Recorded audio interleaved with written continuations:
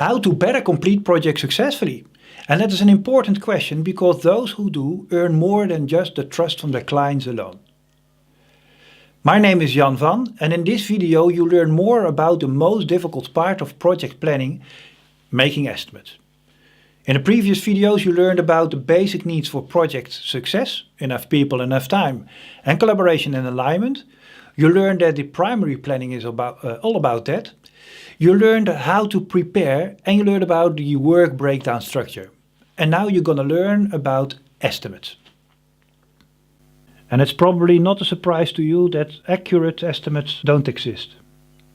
The purpose of making estimates is to determine the resource needs and to be able to claim the resources ahead of time. To assess the feasibility of your commitments and to determine whether your organization has the capacity to execute your project. Because accurate estimates are an illusion, you have to find alternatives to give reliable planning.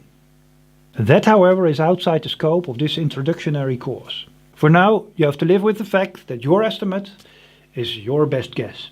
It's nothing more, it's nothing less. A challenge with estimates is the accurate estimate doesn't exist. The reason? There are so many reasons. Multitasking, people don't work on a task continuously, distractions, inadequate planning, progress of the task, of the projects, problems with other projects, poor preparation, poor collaboration. Actually, who is doing the job? One engineer is not the other. Workload and changing situation at home, physical and mental conditions of people, starting early or starting late, gold plating when ready, the bias, other personal factors, unclarity about the scope, unclarity about the approach, unclarity about the plan, unclarity about the technology, statistical fluctuations. That means that identical tasks with identical teams might end up with different execution times of projects or tasks. External situations influencing your project, the quality of the other project managers, the known risks, the unknown risks, and probably this list is longer. So it's clear that accurate estimates don't exist. These are some practical guidelines for making estimates.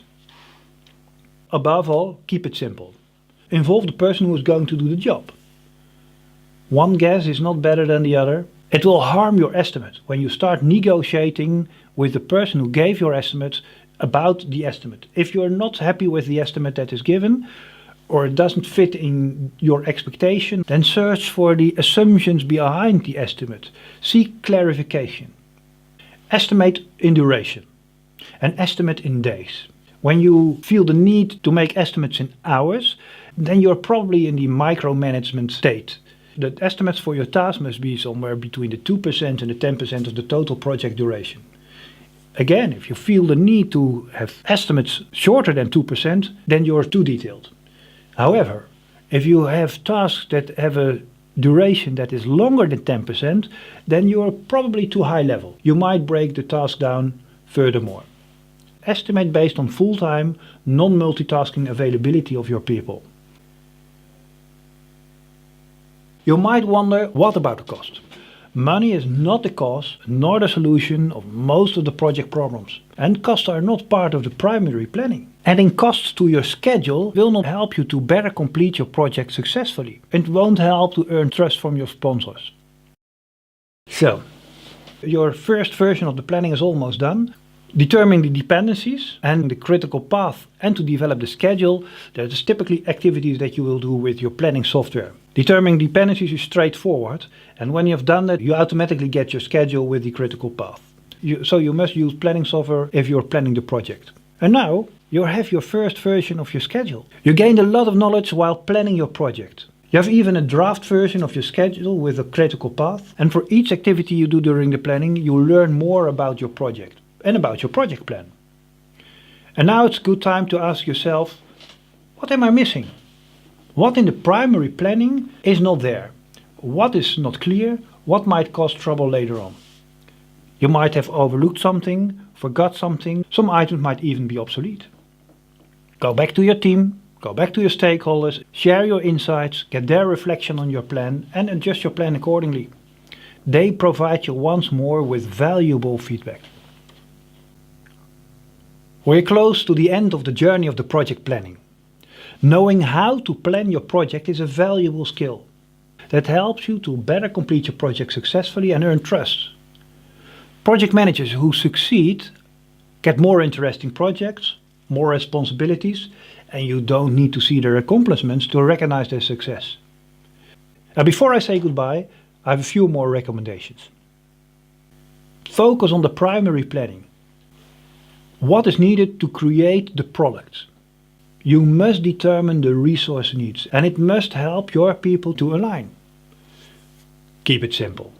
Maximum 200 to 300 tasks. There is no need for more tasks. If you feel the need for more tasks, then you probably need to delegate more. Don't pimp, use dedicated planning software, and always use your common sense.